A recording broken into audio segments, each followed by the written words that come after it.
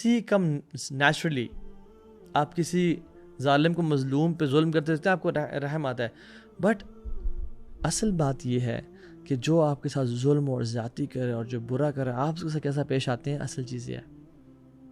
اور ایک انسیڈنٹ صرف اللہ کے نبی کی زندگی سے ہے.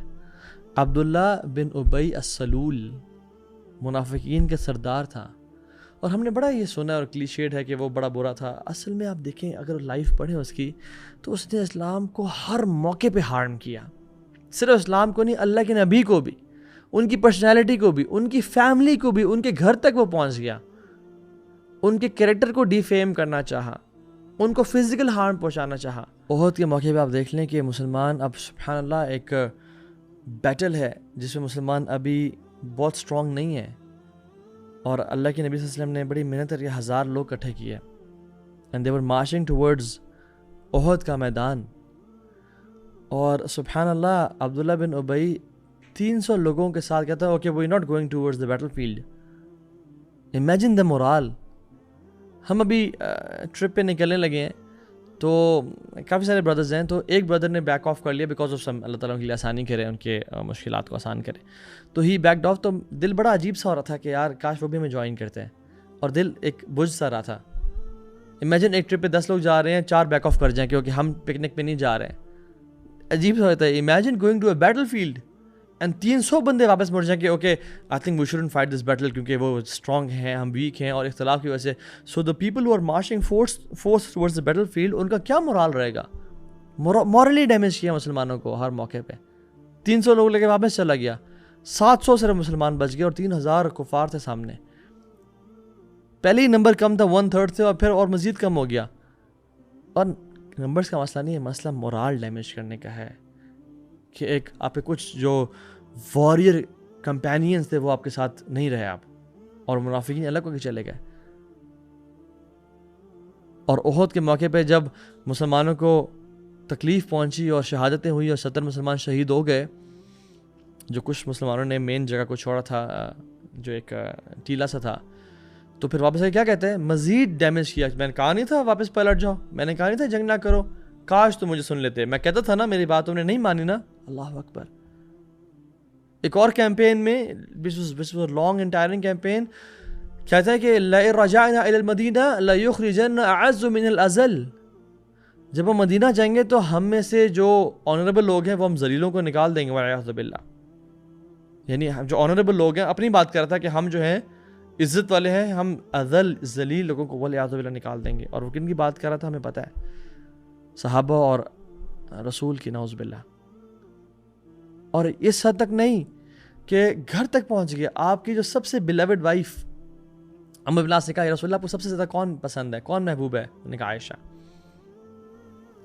تو اس بیوی پہ تہمت لگائی، اور جھوٹ بولنے کی یا چوری کرنے کی تہمت نہیں بلکہ والعیاذ باللہ اڈلٹری کی تہمت لگا دی کہ آپ صلی اللہ علیہ وسلم بہت تکلیف میں رہے ان مہینوں میں، اور حضرت عائشہ روتی رہیں، اور ابو بکر صدیق پریشان رہے. ڈسٹربنگ دا فیملی آف رسول. امیجن میری اور آپ کی بیٹی پہ کوئی تہمت لگائے، میری اور آپ کی وائف پہ کوئی تہمت لگائے، جو کہ گناہ گار ہیں ہم لوگ، لیکن عائشہ صدیقہ طاہرہ مطہرہ پہ جو تہمت لگائے، امیجن اس کے بارے میں کیا. لیکن سٹل جب حالات بدلے اور اللہ کے نبی صلی اللہ علیہ وسلم فتوحات ملی، اور یہ منافق جب مرا تو ان کے بیٹے عبداللہ بن ابی کے جو بیٹے تھے عبداللہ بن ابی، وہ بہت نیک انسان تھے اور وہ صحابی رسول تھے اور متقی. تو انہوں نے کہا یا رسول اللہ میرا، بلکہ عبداللہ بن ابی جو ان کے بیٹے تھے، انہوں نے بھی کہا کہ رسول اللہ میرے باپ کی حقیقت مجھے پتہ ہے، اگر آپ کا جب بھی پلان بنے نا ان کو مرڈر کرنے کا تو پلیز کسی اور کو نہ کہیے گا، مجھے ہی کہیے گا، کیونکہ میں ہی ان کا کام تمام کروں گا. مجھے اور پسند نہیں ہے کہ کوئی مسلمان یہ کام کرے میرے والد صاحب کے لیے، مجھے میرے دل میں اس کے خلاف بری فیلنگس پیدا ہوں، تو مجھے بتائیے آپ انشاءاللہ. اور جب عبداللہ بن ابی فوت ہوا تو عبداللہ بن ابی آئے اللہ کے نبی کے پاس اور کہتے ہیں یا رسول اللہ وہ چلے گئے اس دنیا سے، تو مجھے اپنا جو قمیض ہے وہ گارمنٹ دیتے میں اس کی اوپر پہنا دوں. اب اللہ کے نبی کی قمیض کو لینا ایک بہت بڑا آنر کی بات ہے، ایک بہت بڑا ایک یعنی اٹس یعنی بلیسنگ فرام اللہ سبحانہ و تعالیٰ. اگر اللہ کے نبی سے اپنی قمیض کسی کو دے دیں بہت سارے صحابہ اس نعمت سے محروم رہے، لیکن اللہ نے کیا کہا، فوراً سے اتار کے دے دی. یہ نہیں کہا کہ تم کس کے لیے مانگ رہے ہو، تمہیں پتہ نہیں عبداللہ. اور پھر جب اس کو دفنایا تو کہا رسول اللہ آئیں جنازہ پڑھا دیں، اور رسول اللہ صلی اللہ علیہ وسلم اٹھے اور جنازہ پڑھانے کے لیے چلے گئے. امیجن رسول اور پیچھے تمام صحابہ کھڑے ہیں، ابو بکر، عمر، علی، عثمان، بیسٹ آف جنریشنز کھڑی ہیں، اور رسول اللہ جنازہ پڑھانے کے لیے تیار ہیں، اور سامنے وہ منافق ہے. تو عمر بن خطاب سامنے آ گئے، یا رسول اللہ آپ کس کا جنازہ پڑھا رہے ہیں، آپ کو پتہ نہیں ہے اس نے فلاں موقع پہ ایسا کیا، اس نے فلاں موقع پہ ایسا کیا، اس نے اس جنگ میں ایسا کیا، اس نے آپ کی بیوی پہ تہمت لگائی، اس نے یہ کیا، اور اس نے یہ کہا لا رجعنا الی المدینہ، اور یہ سب باتیں کی. یا رسول اللہ آپ، تو اللہ کے نبی صلی اللہ علیہ وسلم وما ارسلناک الا رحمۃ للعالمین، کہا عمر سائڈ پہ ہو جاؤ، میرے اس کے بیچ میں نہ کھڑے ہوں. عمر صاحب نے پھر انسسٹ کیا، رسول اللہ یہ منافق ہے، آپ اس کا جنازہ، جس نے کوئی کسر نہیں چھوڑی اسلام کو ڈیمیج کرنے کی، آپ اس کا پڑھا رہے ہیں جنازہ. لیکن ان کو سائڈ پہ کیا اور کہا کہ اللہ نے مجھے آپشن دی ہے، اور آپشن دی ہے کہ آپ ان کی مغفرت مانگیں تو 70 سے زیادہ دفعہ بھی مغفرت مانگیں تو میں ان کو، اگر مجھے امید ہو نا کہ 70 دفعہ مانگوں گا تو اللہ ان کو معاف کر دیں گے، میں مانگوں گا. اور اللہ کے نبی نے جنازہ پڑھایا پھر، اور پھر اس کے بعد اللہ تعالیٰ نے منع کر دیا وَلَا تُصَلِّ عَلَىٰ أَحَدٍ مِّنْهُمْ مَاتَ أَبَدًا، آپ ان میں سے جو آئندہ فوت ہو اس کے اوپر نہیں جنازہ پڑھیں گے. وَلَا تَقُمْ عَلَىٰ قَبْرِهِ، اور قبر پہ نہیں کھڑے ہوں گے. إِنَّهُمْ كَفْرُوا بِاللَّهِ وَرَسُولِهِ وَمَاتُوا وَهُمْ فَاسِقُونَ، کہ انہوں نے کفر کیا اللہ اور اس کے نبی کا، اس کے رسول کا، اور کفار یا فاسق فوت ہوئے، وہ فاسق مرے. تو اس کے بعد تو اللہ کی جنازہ نہیں پڑھایا، لیکن اس سے پہلے اتنا شدید دشمن اور باغی اللہ کی میں نے پھر بھی جنازہ پڑھایا کہ شاید اللہ تعالیٰ اس کو معاف کر دے.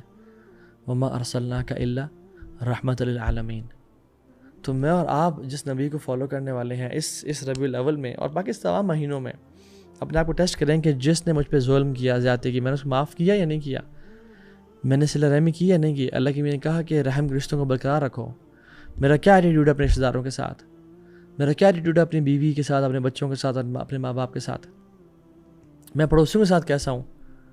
میں کسی کو گالی گلوچ تو نہیں کرتا، کسی کی غیبت چغلی تو نہیں کرتا. میں ان نبی کا فالوور ہوں جن کو رحمت للعالمین بنا کے بھیجا گیا. تو میرا ایٹیٹیوڈ کیسا ہونا چاہیے. اللہ تعالیٰ سے دعا ہے کہ اللہ تعالیٰ ہم سب کو رحم کرنے والا بنائے، ہم سب کو معاف کرنے والا بنائے. اور اس لیکچر سے صرف ایک ٹریٹ جو ہم سیکھ لیتے ہیں وہی ہمارے دلوں میں نافذ کر دے اور ہمیں سکھا دے، وہ یہ کہ بی مرسیفل ٹو پیپل. اور ابن باز رحمہ اللہ کا یہ قول ہے کہ this era is the era of gentleness and mercy. یہ وہ دور ہے اس میں نرمی کا دور ہے. اس میں آپ لوگوں کو اگر جہنم کے فتوے سنائیں گے یا ان کو جو ہے نا اپنے برے ایٹیٹیوڈ سے اسلام سے دور کریں گے تو پھر فائدہ نہیں ہوگا. اس میں اچھے اخلاق اور کردار سے دعوت کا کام لازمی کرنا ہے، امر بالمعروف و نہی عن المنکر لازمی کرنا ہے، اس سے رکنا نہیں ہے.